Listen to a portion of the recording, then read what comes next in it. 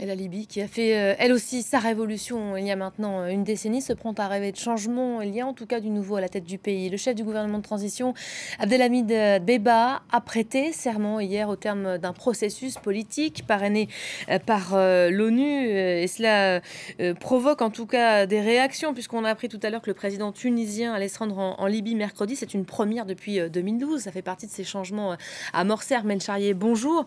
Les défis qui attendent cette nouvelle équipe, ce nouveau gouvernement, ils sont nombreux.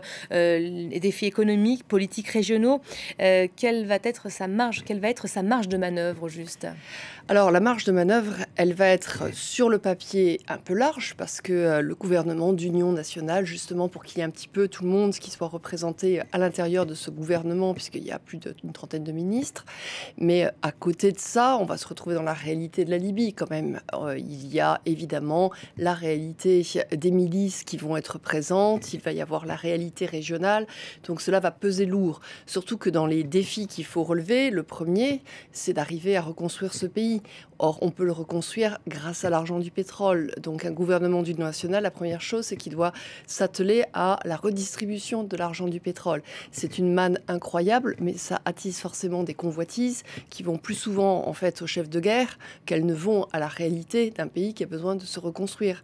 L'autre défi important, c'est de s'occuper de la question de l'immigration. Qu'est-ce qu'on fait effectivement de cette immigration? C'est aussi pour ça, d'ailleurs, que le président du pays voisin, la Tunisie, est là. Ça fait partie effectivement de ces dossiers qui sont en commun. L'immigration vers effectivement l'Europe. Et l'immigration qui est couplée généralement aux problèmes mafieux. Donc ça encore, c'est très délicat à gérer. Et puis dernier défi, c'est régler la question du terrorisme. Parce que sur la Libye chancelante, il y avait évidemment les terroristes qui passaient, entre autres par le sud, par le Fezzan, qui vont ensuite en Afrique noire. Et donc là encore, c'est une question extrêmement pointue à gérer. Le Parlement libyen a donc voté la confiance à ce nouveau gouvernement. Et on a senti comme un ouf de soulagement du côté de la communauté internationale. Oui, parce que sur l'affichage, c'est une belle chose. Et la Libye était complètement tiraillée, éclatée même, je peux dire, aller même plus loin, entre le gouvernement Sarraj et le maréchal Haftar, avec des combats. Donc on avait été surpris lorsqu'on avait appris que le Premier ministre Sarraj allait s'en aller, quand il avait annoncé sa démission. Finalement, on a vu un homme arriver qui n'était pas celui auquel on pensait le plus. Et M. Dbeiba, maintenant, qui est Premier ministre, effectivement, a été investi par le Parlement de Tobrouk. Ça, même Sarraj n'avait pas été investi par le Parlement de Tobrouk, que les députés s'assiedent, qu'ils reconnaissent justement un gouvernement élu. C'est une bonne chose. Ça va amener normalement la transition jusqu'à la fin décembre pour avoir des élections présidentielles.